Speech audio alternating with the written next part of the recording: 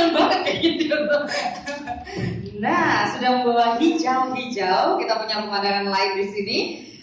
Ini dia Denzel Kaisarian Iswanto.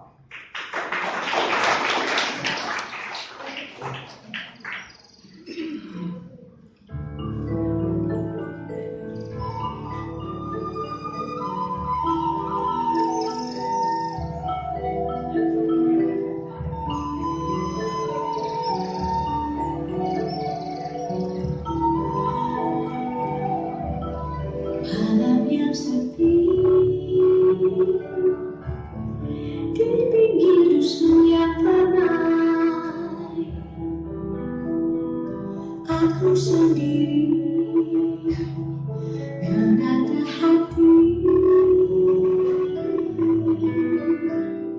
Hari yang indah berputar dalam hidupku,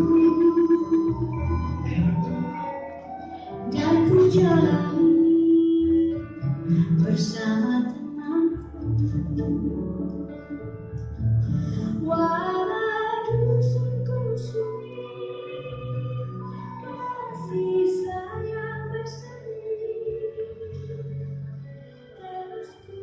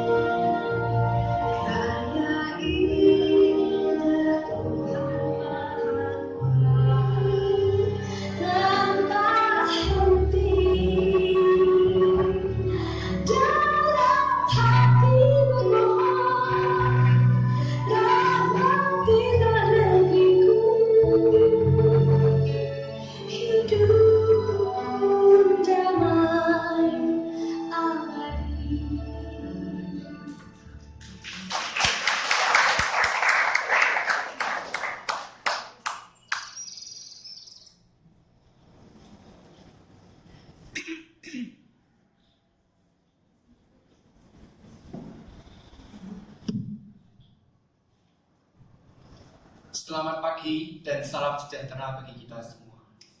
Yang terhormat para dewan juri, tamu undangan, Bapak Ibu guru, orang tua wali, kosturi, dan rekan-rekan semuanya. Saya merasa senang karena pagi hari ini saya bisa berdiri di hadapan hadirin sekalian untuk mempresentasikan tentang karya sosial saya. Dalam 15 menit ke depan, saya akan menjelaskan tentang karya sosial saya yang saya beri judul Si Taat. Di akhir presentasi, saya berharap agar kita semua bisa mengambil nilai atau hikmah dari karya sosial yang telah saya lakukan. Mari kita mulai. Si Taat, saya mengindikasikannya dalam beberapa hal. Yang pertama adalah ugah hari. Karena si Taat menggunakan barang bekas, yaitu botol. Yang kedua adalah karakter.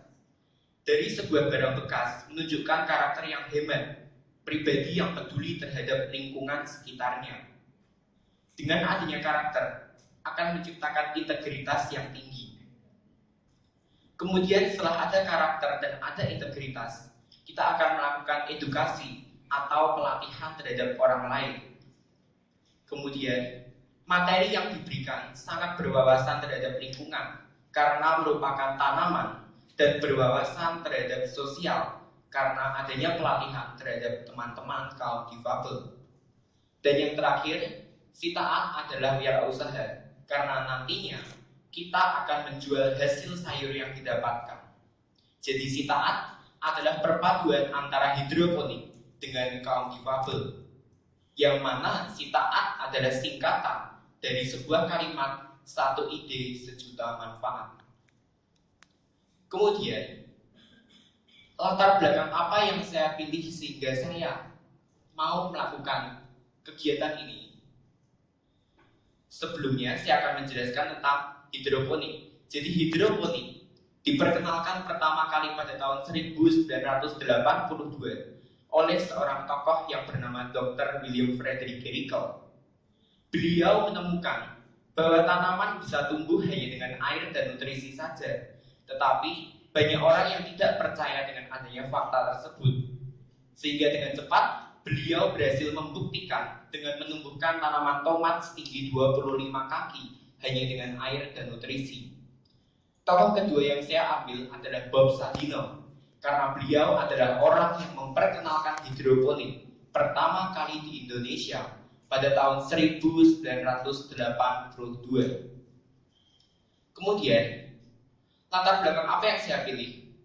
Bisa dilihat dari gambar ini. Adanya sistem hidroponik yang ada di supermarket. Kemudian adanya greenhouse di sekolah Karangturi yang masih belum difungsikan secara maksimal. Dan yang ketiga, adanya jumlah kaum difabel di kota Semarang yang bisa dibilang cukup banyak, yaitu sekitar 1.500 berdasarkan data tahun 2015. Kemudian, saya punya semboyan 3P. Yang pertama adalah people, lalu place, dan profit. People yang saya maksud di sini adalah orang-orang yang saya beri pelatihan atau sasaran yang saya tuju untuk saya beri pelatihan hidroponik. Dan saya memilih kaum difabel yang ada di daerah Pengkol, Rawasari. Yang kedua adalah place atau tempat berkenaan dengan greenhouse di sekolah Karangturi yang masih belum difungsikan secara maksimal, dan saya ingin agar bisa difungsikan secara maksimal. Kemudian yang ketiga adalah profit atau keuntungan yang didapatkan dari penjualan sayur bisa digunakan untuk konsumsi pribadi ataupun untuk membiayai kebutuhan hidup, karena pelatihan yang saya lakukan kepada teman-teman kaum difabel sehingga uang yang didapat bisa untuk membiayai kebutuhan hidup mereka. Kemudian, hadirin sekalian, bagaimana cara saya mengajari kaum difabel tentang hidroponik? Saya mengajari dengan cara yang paling simpel atau biasa disebut dengan cara wick system atau sistem sumbu. Jadi caranya, pertama siapkan kain flanel dan potong dengan ukuran 15 x 2 cm yang nantinya akan digunakan sebagai sumbu. Yang kedua, belah botol menjadi 2 bagian, yaitu bagian atas dan bagian bawah. Jangan lupa untuk memberi lubang pada tutup botol yang nantinya akan digunakan untuk tempat kain flanel itu dimasukkan. Tutupkan tutup botol yang sudah ada kain flanelnya. Dan pada bagian bawah botol, Silahkan isi dengan air. Langkah ketujuh, letakkan botol bagian atas secara terbalik di atas botol bagian bawah hingga kain flanel terendam dalam air. Kemudian, ambil rockwool atau media tanam, rendam dalam air dan tata di atas botol bagian atas. Kemudian ambil benih dan tata secara rapi di atas rockwool. Langkah terakhir, sisipkan sedotan di antara botol bagian atas dan botol bagian bawah yang akan digunakan sebagai rongga udara. Dan jangan lupa untuk menutup bagian bawah dengan plastik tas kresek hitam yang berfungsi agar botol yang transparan tidak terkena sinar matahari secara langsung. Karena apabila terkena sinar matahari secara langsung akan menyebabkan botol berlumut sehingga pH atau keasaman air berkurang dan tanaman akan menjadi layu. Dan ini bisa dilihat adalah hasil akhir dari tanaman hidroponik yang saya lakukan percobaan di rumah. Dan saya membawa sampelnya.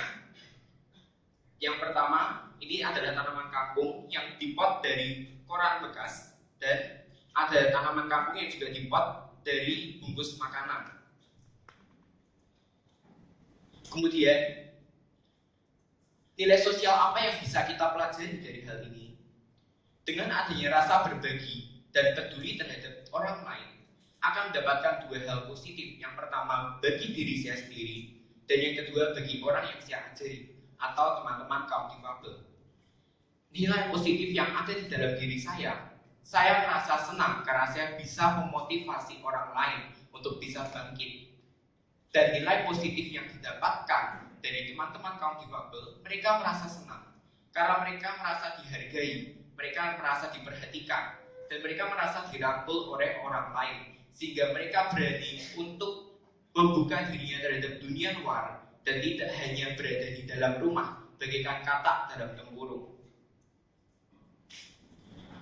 Dan ini adalah foto saat saya melakukan pelatihan hidroponik di daerah Pengkol, Rawasari. Kemudian, saat saya melakukan pelatihan, saya sempat terkejut ketika saya menemui ada seorang bapak-bapak yang mengikuti pelatihan saya di daerah Pengkol, padahal rumahnya beliau ada di daerah Ngalian. Saya menanyainya, dan ternyata beliau tahu dari Facebook, yang berarti pelatihan hidroponik saya diiklankan di Facebook. Jadi beliau mengikuti pelatihan saya dan mendapatkan informasi dari Facebook. Saya bertanya pada diri saya sendiri, kenapa Karangturi belum pernah melakukan pelatihan terhadap teman-teman kaum difabel? Dari pertanyaan itulah memunculkan ide saya untuk memilih kaum difabel sebagai orang atau sasaran yang saya tuju, yang nanti ke depannya saya berharap bisa menjadi program tahunan Karangturi. Jadi sampai sekarang saya sudah melakukan 3 hal terhadap kaum difabel. Yang pertama, sosialisasi. Yang kedua, praktek. Dan yang ketiga, pemeliharaan. Dan kita masih belum bisa melakukan pemasaran karena saat ini masih dalam proses pemeliharaan tanaman. Setelah itu, saya akan melakukan penjualan. Dan apabila greenhouse di sekolah Karangturi difungsikan, di mana kita menjual, saya sudah memikirkan yang namanya pojok hijau atau berada di kantin SMP Karangturi bagian kios yang belum difungsikan. Saya memberinya nama pojok hijau dengan sasaran warga sekolah Karangturi. Dan ini adalah logo yang saya rancang untuk pojok hijau. Selain penjualan, pemasaran yang saya lakukan dengan cara membagi brosur atau melakukan pemasangan poster di sekolah Karangturi.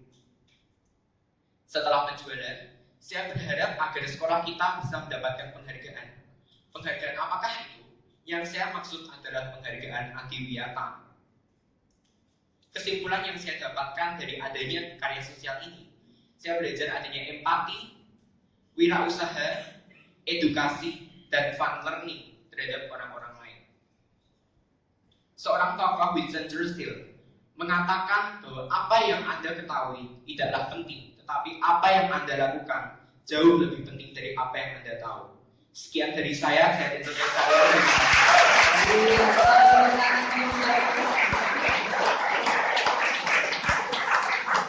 Dari presentasi dari Sita. Selanjutnya kami mohon kepada Dewan Juri yang ketiga. Monggo Pak Dias. Yeah, good morning, Denzel. Good morning. You look so romantic and scientific. Thank you. So, kenapa romantik? Karena in the beginning, kamu tuh menyentuh semua indera. Ya, indera pikir kita, indera visual kita, indera dengar kita, dan indera empati kita ya Pak Hari. Jadi semua tersentuh, semua hening gitu. Dan bagus. Terima kasih Pak. Wait. Kamu menyebutkan 3P, triple P ya. People, planet, people, place, and profit. Setahu saya people, planet, and profit. Ya sama saja, itu bagian dari kewajiban dari CSR gitu. Jadi bagaimana perusahaan itu peduli dengan people, peduli dengan planet atau place, juga peduli dengan profitnya gitu.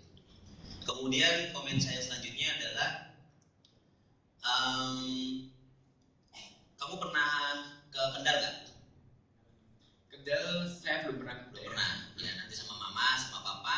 Coba Siap, ke siap. Kendal. Di sana ada SMK Pertanian, Pak. SMK Pertanian. Di SMK Pertanian itu menjadi wisata agro. Ya, wisata agro. Hampir sama dengan sekolah Adiwiyata, tetapi di sekolah pertanian itu semua jenis agro di sana ada. Jadi masuk ke gerbang, di sana ada aneka macam tumbuhan pun ada klasifikasinya, ya. Ada yang klasifikasi sayuran, ada yang klasifikasi buah-buahan dan lain-lain. Dan baru-baru kali ini sedang update, ya, masuk Instagram dan sebagainya, masuk ke TVRI dan sebagainya itu karena memang kepala sekolahnya mempunyai pemikiran yang lain daripada yang lain. Sekolahnya hijau sekali, ya. Bahkan siswa dilarang memetik dan lain-lain, tetapi memang ada grup piket ya yang mengurusi sekolah itu. Sama seperti Adiwiyata, tetapi SMK Pertanian ini lebih fokus. Itu aja sebagai tambahan. Kemudian kamu pernah ke Krapia belum? Daerah Krapia pernah tapi tidak sering. Nah, di Krapia itu ada namanya kampung tematik agro. Kampung tematik agro. Jadi satu RT dalam wilayah RW 2 itu di sana depan rumah itu semua agro. Semua hidroponik, ya. Hanya memang hidroponiknya kan ada beberapa versi nih, ya. Ada yang vertikal, ada yang horizontal. Nah, yang di sebelah kita itu kan vertikal ya.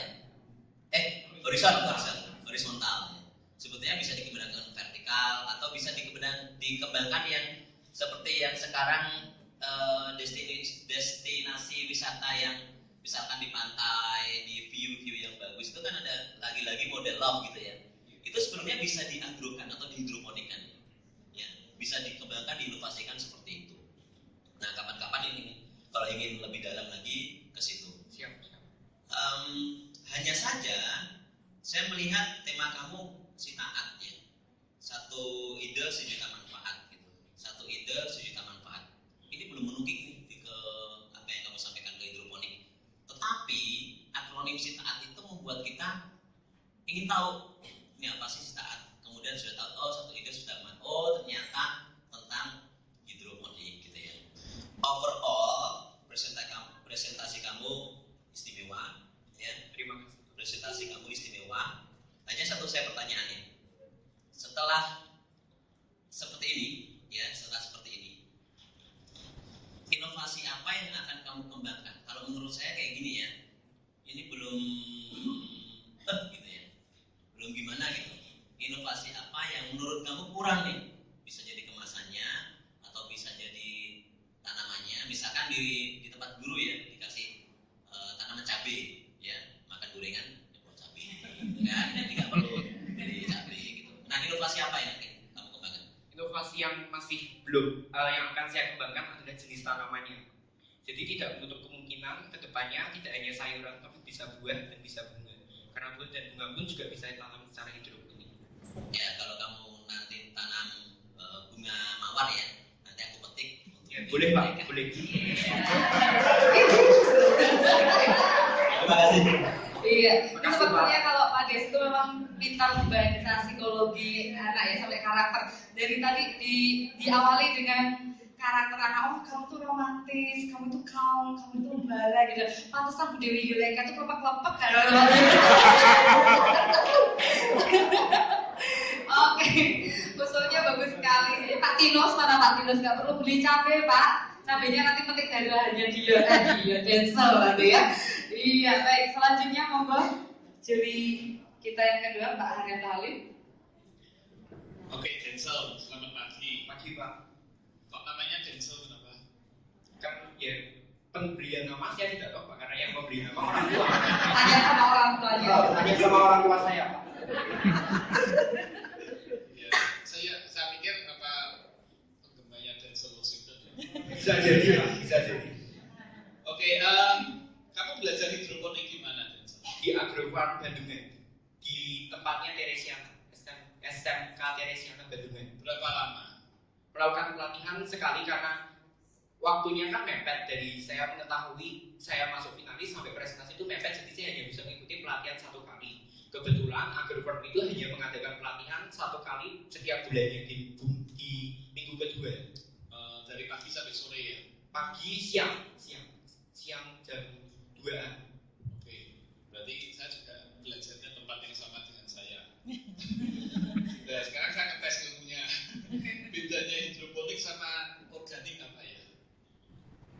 Sebenarnya kalau hidroponik itu cara penanamannya, kalau hidroponik itu yang menggunakan tidak menggunakan tanah tapi menggunakan media tanam. Tapi kalau organik itu menurut saya organik itu tidak selalu harus hidroponik, tapi asalkan organik itu tidak menggunakan pestisida. Oke ya, mendekati benar ya. Bapak, ya berarti kamu memang betul-betul sudah belajar. Tapi penasaran saya, itu kok kangkungnya kok kurus ya? Itu jenisnya Pak, jenis kangkungnya memang yang kecil. Oh, kangkung kurus. Oh. Enggak, maksud saya kenapa enggak ditunjukkan yang sudah jadi, yang sudah siap panen gitu loh? Ini sebenarnya sudah siap panen Pak, tapi Masa? sudah, karena ini sudah 1 bulan. Tetapi kenapa saya belum panen? Karena saya ingin menunjukkan full masih di sini kepada Dewan Juri dan kepada Sebentar, saya penasaran. Ada kangkung yang di sini. Boleh dibawa.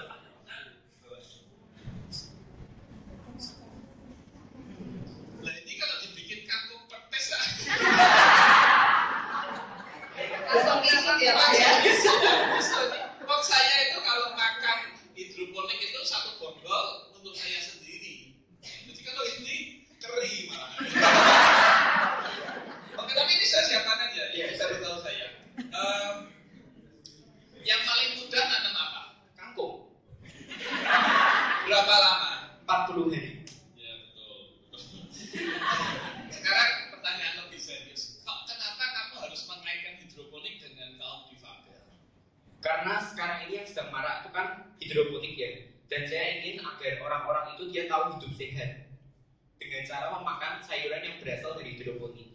Terus yang kedua, kenapa kok saya pengennya kaum difabel? Karena saya ingin kaum difabel itu yang sering dipandang sebelah mata oleh orang-orang umumnya, saya ingin agar mereka itu sederajat dengan kita.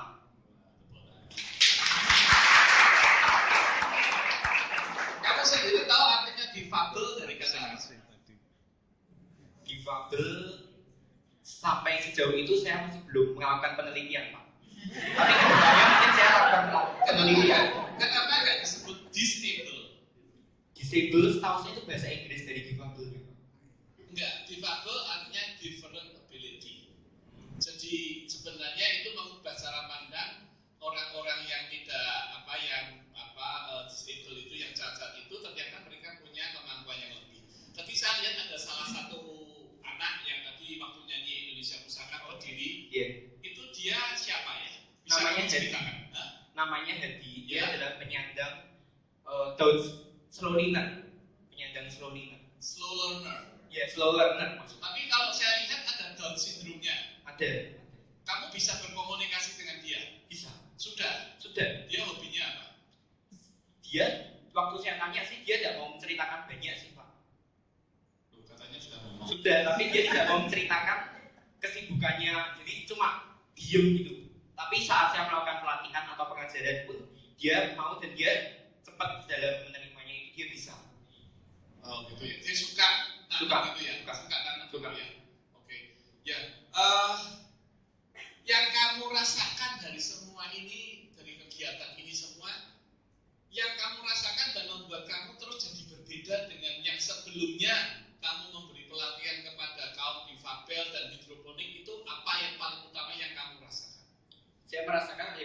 kalau saya itu harus selalu lebih bersyukur. Yang sebelumnya saya mungkin masih terkadang, wah kok orang itu kok dia jauh lebih, itu orang ini lebih. Tapi dengan saya melakukan pelatihan ini, saya tahu bahwa saya harus selalu lebih bersyukur. Kira-kira kamu mau menularkan ini kepada teman-teman nggak? Mau. Oke, terima kasih. Pertanyaan selanjutnya, silakan Pak Erdi. Selamat pagi Denzel. Pagi Pak. Saya Biar bisa dilihat dan dipegang-pegang. Saya senang sekali dengan videonya yang akhirnya itu ada terakhir ada yang difabel tadi. Oh iya. Itu kan sangat menyentuh dan itu dapat ide seperti itu dari siapa atau dari kamu sendiri? Jadi waktu saya melakukan pelatihan ke sana, secara tidak sengaja dia langsung mempersembahkan sebuah lagu, dan lagu itu Indonesia Pusaka. Kok kamu taruh di presentasimu gitu? Karena sebenarnya ada alasan. Yang pertama karena saya suka dengan lagu Indonesia Pusaka. Yang kedua saya tahu bahwa Indonesia Pusaka adalah lagu kesenangan Pak Halim.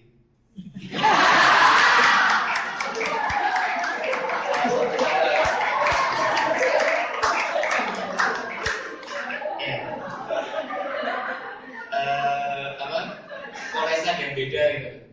Kenapa kok terakhir ada sesuatu yang bisa menyentuh hati gitu ya? Saya appreciate dengan itu ya, luar biasa. Terima kasih. Ini kan mengajari difabel. Ada kesulitan nggak? Ajaran kalau mengajari orang saja untuk hidroponik aja susah, apalagi difabel. Ada. Bisa diceritakan Kesulitannya saat saya memotivasi mereka agar mereka itu mau bangkit dari hidupnya mereka saat ini. Kesulitannya di situ. itu yang membuat dapat belajar sesuatu dari sana. Iya. Oke. Saya ke lebih teknis ya. Ketika lihat video, hanya yang video yang sudah ada, saya ingin sebenarnya ada akhir itu bagus, cuma di awal-awal yang jadi sepertinya kurang begitu. Maksudnya jalan ceritanya itu harusnya yang ditonjolkan itu proses untuk ngajari difabel itu yang lebih yang jadi enggak durasinya yang lebih panjang. Itu kan lebih panjangnya kan ke bagaimana belajar, bagaimana ke sekolah ini itu. Jadi durasi yang panjang itu kan yang ngajari difabel itu kan temanya kan aksi sosial. Jadi itu yang harusnya nanti seandainya nanti dapat untuk kayak untuk video dan lainnya, temanya apa ya itu yang lebih dipanjangkan. Dan akhir yang tadi yang terakhir polesan terakhir yang difabel bernyanyi, nah itu bagus. Nanti dilanjutkan. Terima kasih masukannya Pak. Terakhir inovasi penjualannya kalau pakai itu bagus juga. Jadi mungkin nanti bisa bukan hanya apa kotakin itu, tapi apa ya ranjang atau seperti ini banyak beberapa yang dijual di online. Coba dibuat lebih menarik kan kalau jual hidroponik banyak.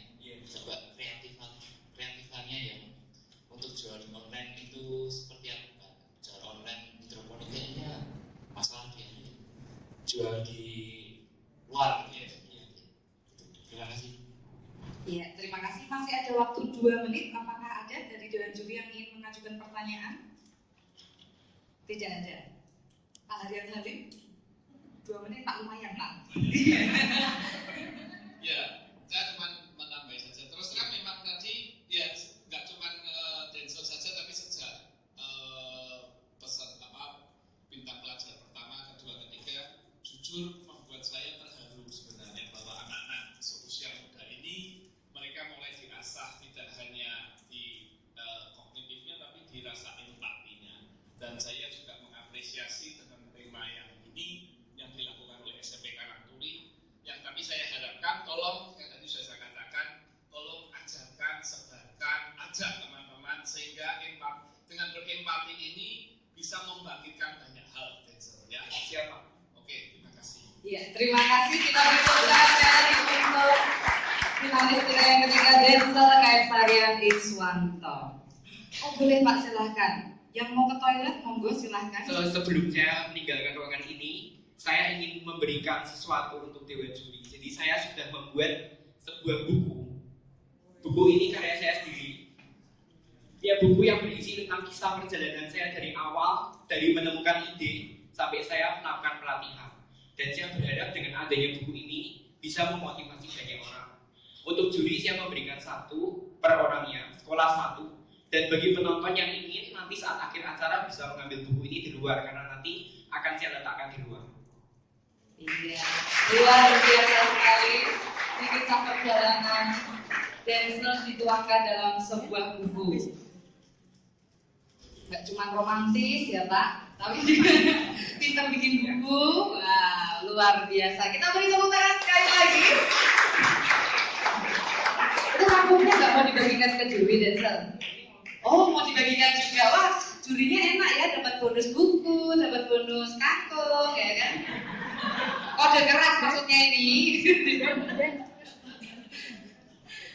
Oke. Kok lebih kecil? Tuh, mamanya aja protes itu kok kasih yang lebih besar. Pak Halim mau yang apa yang ini Pak? Pak Halim itu suka berproses, jadi biarkan yang Oh, iya, besar.